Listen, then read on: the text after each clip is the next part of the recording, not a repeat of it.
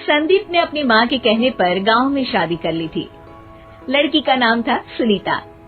माँ का कहना था एकदम मॉडर्न बहू नहीं होनी चाहिए, लेकिन उन्हें नहीं पता था कि गांव से आने वाली बहू सुंदर सुशील तो होगी और उसको गांव से बाहर भी निकाल लाएंगे, लेकिन उसके अंदर का गांव कैसे बाहर निकलेगा। शादी के कुछ दिन बाद, माँ टिफिन तो देना जरा। बेटा अब तो स्कूल नहीं ऑफिस जाता है, माँ से नहीं अपनी बीवी से टिफिन मांगा कर। ओके माँ। सुनीता टिफिन ले आओ। एक किलो टिफिन, इसके अंदर पिस्ता डाल दिया है। पिस्ता? पिस्ता क्यों? साक्षी ने बोला था ना कि आपको पिस्ता बहुत पसंद है। ओहो, मैंने पिस्ता नहीं पास्ता बोला था, पास्ता। पास्ता? कहीं होता है पास्ता? अरे बेटी तू रहने दे, मैं बना दूंगी। अच्छा किया कि पाव भाजी बनाने का नहीं बोला, वरना किसी के पाव बना देती है। सुनीता को बुरा लगता है, लेकिन उसकी नादान हरकतें कम नहीं होती। ऐसे ही एक दिन, अरे तुमने ये क्या लगाया है? अरे आप वो फूस फूस करके लगाते हैं ना, वही। डियो? कहाँ दियो? किसको दियो? अरे वही ना जिससे खुशबू आती है। हाँ हाँ सही पकड़े हैं। अच्छा लेकर तो आना। कौन सा डियो लगाया तुमने? अभी लेकर आते हैं जी। संदीप की बात मानकर सुनीता अंदर से खुशबू वाला फुसफुस लेकर आती है। OMG! OMG मतलब ओ माय गणेश ना। अरे OMG छोड़ो, और ये खुशबू वाला फुसफुस की बात कर रही थी तुम?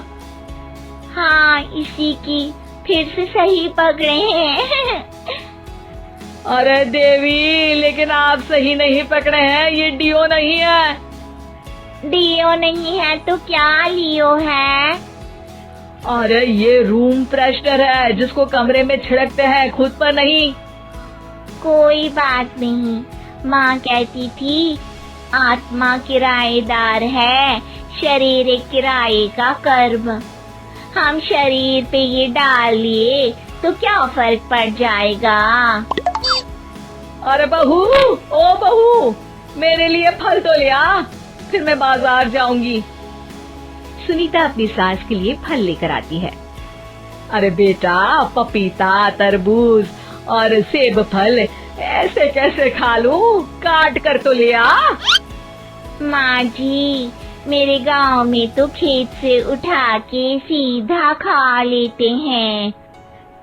अरे ये तेरा गांव नहीं है ना। अरे संदीप, तू ही कुछ समझा देना इसको बेटा। मैं कैसे समझाऊं माँ, ये तो माइक्रोवेव को भी भट्टी बोलती है। कल मैंने बोला हाय कैसी हो, तो बोलती है किसी को हाय नहीं लगानी चाहिए। अरे सुनीता, तेरा क्या होगा?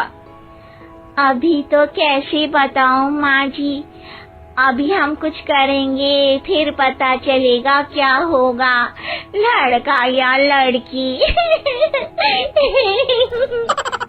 हे भगवान, कहाँ से आ गई है? रामपुर से जी, आप ही तो लेकर आए थे मुझे। अरे मुझे माफ कर दो। पहले कोई गलती तो करिए जी, आपकी तो सारी गलती माफ कर देंगे हम। हाँ अरे बहू, मेरी बात सुन। फल यानी कि फ्रूट जब भी लाए ना तो काट कर लाना, ठीक है? जी ठीक है माँ जी, फल यानी फ्रूट यानी काट के लाऊंगी।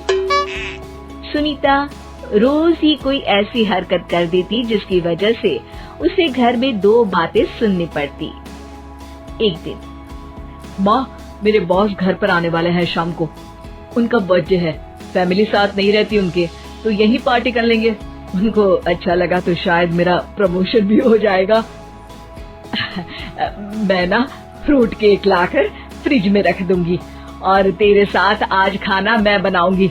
ताकि जब साहब आए तो खाने में कोई गड़बड़ ना हो। शाम को जब सारी तैयारियां हो जाती है, संदीप के साथ बड़े साहब भी घर आते हैं। आप फ्रूट केक तो ले आना बहू, फिर खाना खाएंगे। अरे इस सब की क्या जरूरत थी, आपने बुलाया वही काफी है। सर, आपका परिवार शहर में नहीं है तो हम ही आपके परिवार जैसे हैं सर। इतने में ही सुनीता फ्रूट केक लेकर आती है और बड़े साहब की टेबल पर रख देती है, और जैसे ही केक के ऊपर का बॉक्स हटाती है, ओह, ये क्या है? केक तो कटा हुआ है, मैं तो ऐसा नहीं लाई थी। आप मुझे शाबाशी दे सकती है माँ जी, मैंने ही केक काट दिया। आपने कहा था ना, फल यानी फ्रूट यानी हमेशा काट के लाना, तो फ्रूट केक भी तो फ्रूट ही है ना, तो मैंने पहले ही काट लिया। हूँ ना मैं समझदार। अरे बहू, ये क्या किया? केक हमेशा वही काटता है जिसका जन्मदिन होता है। तुझे एक बात भी समझ नहीं आती, एक नंबर की बेवकूफ है। पूरा माहौल बिगड़ चुका था। संदीप को लगने लगा था कि साहब उसे प्रमोशन तो दूर की बात है, कहीं डिमोशन ना दे दे, लेकिन साहब बीच में ही बोल पड़ते हैं। अरे कोई बात नहीं, ये इनकी बेवकूफी नहीं है, इनका भोलापन है। बेटा आप कहाँ से हो? रामपुर गांव से। अरे वाह, गांव से? फिर तो आपके गांव में ताजे फल और सब्जियां मिलते होंगे। हाँ, सही पकड़े हैं, हम तो काटते भी नहीं, सीधा खा लेते हैं। मैं ना एक बार तुम्हारे गांव घूमने जरूर चलूंगा। क्यों संदीप, ले चलोगे ना? मुझे गांव घूमना बहुत पसंद है। बस फिर क्या था, संदीप और सास दोनों खुश हो गए, क्योंकि साहब को सुनीता ने गांव की बात करके खुश कर दिया था। अब संदीप का प्रमोशन पक्का था। शिक्षा, कभी भी किसी भी गलती पर घबराना नहीं चाहिए।